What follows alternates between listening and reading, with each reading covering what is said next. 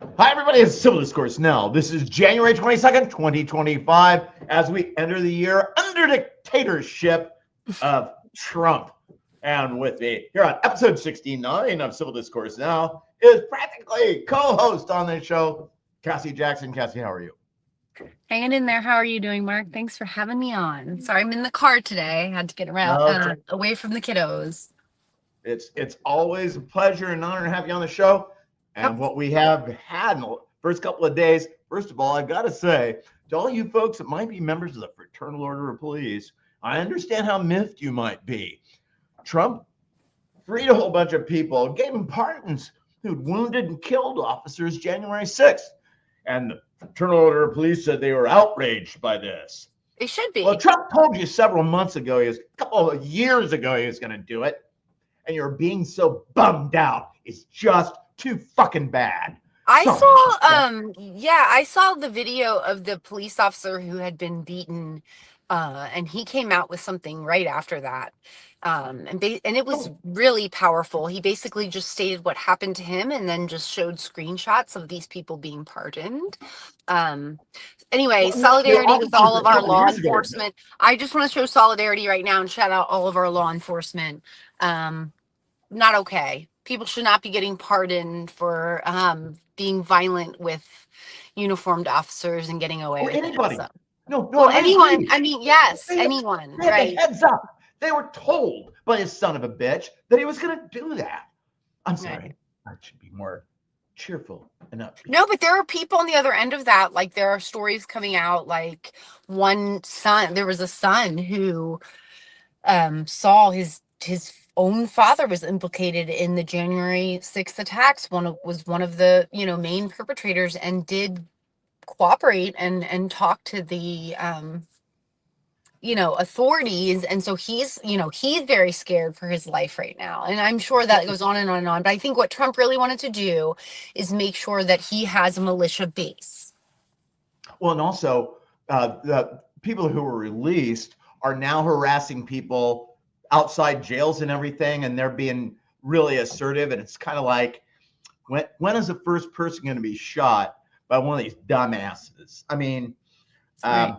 To look at what's going on in this country is absurd, and wouldn't have guessed it was going to go down this way. But when you've got Trump bragging about how they're swiping the election, how they stole it, and being upfront about it, and then you've got a Nazi. When Musk is going like this and doing it really assertively, yeah, you're Nazis. Not kind of Nazis, you're Nazis. And can I just also say something? Like, this just also very recently happened, like before we got on, like people trying to defend Biden. And listen, it's like, people can have dissent about Biden and Kamala. Like, why? What is the deal with, like, oh, we cannot have dissenting opinions on them? I mean, I just think, like, listen, yeah, no, we should direct it at Trump. We know who the bad guys are, in this state, Braun and Trump. But like, letting people off the hook at this point is not okay with. And there's also a question of, like, well, where do you even focus, right? Like, it's also, do you want to focus on the past and talk about them, or do you want to focus, in the reality is for people who are not okay with what's happened, the reality is, and I will speak professionally, is people will do different things at different times, particularly in the acute phase of this. And so acute phase generally means, right after something has happened. So I just think everybody should sit down and shut the fuck up when it comes to who wants to talk about Trump, who wants to get furious about this genocide that happened under the Biden. I'm going off track, but sorry, Mark, but I just... No. So let's come back to this, because I think it's very important. See, I'm looking at a situation where the Republican Party, as it's now constituted, has made a lot of gains by wedge issues. So they make sure that everybody sees everything like, this issue is the most important to me in the world. If you don't agree with me, I'm going to vote for them or vote for nobody. And so they use those wedge issues, and they don't stand for anything. They don't stand for anything at all. Trump selling his country out so he can stay alive because he borrowed so much money from Right. So you've got all this going along. As long as they can get people on wedge issues, they win. Now, I'm not one to sit here and go, well, now the Democrats have done things well. No, no, no, no. But when I saw Democrats saying like, well, we're conservative, we're not progressive, don't get us wrong. It's like, no, this country is progressive. Right. Why The are Progressive Party used to be the Republicans, you dumb And bastard. the thing is that like you stop being afraid of saying progressive, because what your issue really is that the other team, the Republicans, simply know how to activate their voting base. So don't fucking blame it on like sorry, but like you need to take a responsibility, which is what I tried to do with my little like the find out group. Like initially 3 years ago when I started that, it was to try to garner this youth population and vote. Why? Because these are the people the Democrats have done a shitty job at getting their base out to the polls. And that's what comes in every election almost across the board. Like it's so sickening, Yeah, but this time, because it's not that we're outnumbered. It's not that we're outnumbered. It's that like no, wait. But that's the point is those kind of people are progressive. The reason you're probably not getting people out to the polls is because you're being too fucking moderate. If you would actually have some real progressive ideals, particularly for working individuals, right? Like that would be where you would get people to be interested in politics and want to get engaged and want to come to the polls. Okay, well, what has happened is actually the country is progressive on a lot of these issues, but they won't come out to vote. Wait, what happened this time was there were enough people voting that way and voting with prejudice and voting with hatred, or people not voting because everything's gerrymandered or who's going to pay any attention to me. They were close enough so Trump could stand there, that lying bastard, an orange-faced piece of crap, and say, yeah, we fixed it. Elon really did a good job in the computers. And you know what? Yeah, he admitted it. Out there that are mega say, oh, we done that. You go to hell. I really don't care. The rest of us, focus. 1, make sure you're registered to vote. 2, we're going to be coming up some really tough times. And here are some of the things that are going to happen. First, after Hitler took office as chancellor in 1933, shortly afterwards, they had a fire in the Reichstag. That was their legislature building. It's like our Congress. The fire gave him a reason to demand dictatorial powers. You need a strong man. And after that, he never gave up power, and they really didn't have any more elections, and millions of people died. Putin did that shortly after he took office in 2000, and bombings and fires around Moscow. So let me get this straight. What you're saying, because I want to be really clear about this, because we talked about this earlier, and I hope that anyone viewing this is what I feel like, Mark, you correct me if I'm wrong, what you're trying to say. So what we're doing is, how that old saying is like, if we don't know history, we will repeat it. Is Mark is very versed in history. Well, I don't want to say but I think Mark knows a lot about history. And so what I think you're trying to say, Mark, is this. There have been situations right after elections in other places that have, been leaning or already in full fascism, et cetera, who have had bombings after the whoever comes into power. So in this instance, Trump. And so what we should look out for Americans, if they're going to be following historical trends, is some kind of terrorist attack. But with the understanding that perhaps we should investigate where this terrorist attack originates from, because it could be a false flag. So, and I want to spell that out, because Mark, you say stuff to me and I finally get it, but I want to just spell it out for people who are like me and need it spelled out.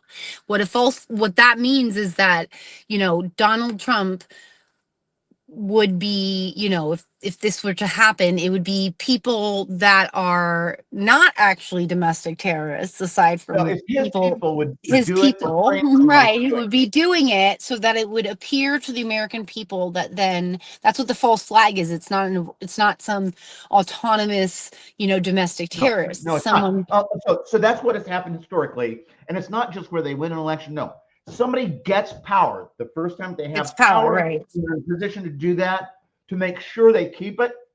And They have an attack. that's because psychologically, when stuff like that happens right after someone comes into power, that what they will spin that as Yeah, it's is legal too. is what?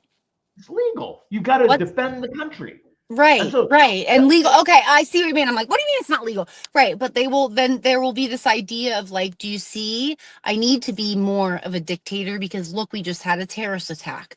Look, I need to be more strict with who can, but the reality is it's a false flag that he created so that we can dig down more, we meaning the and American people, into this idea of the fact that we need to have someone who's just so strong and great and will like use all this force. You know why? Because of Christian nationalism and the fact that Jesus was a warrior, right?